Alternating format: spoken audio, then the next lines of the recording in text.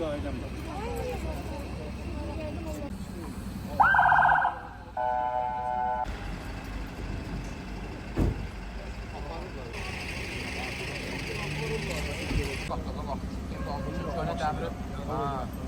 Sumqayıtda ağır yol nəqliyyat hadisəsi baş verib. Hadisə şəhərin Səməd Vurğun küçəsində qeydə alınıb. Belə ki, Çanqan və Opel markalı minik avtomobilləri toqquşub. Qəza nəticəsində Opel markalı avtomobildə yanğın qeydə alınıb.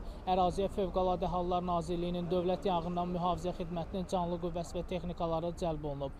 Yanğın qısa müddət ərzində söndürülüb və digər maşınlara keçməsinin qarşısı alınıb.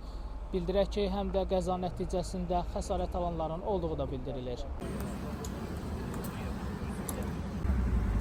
Başlı çağır bir şey daha mı?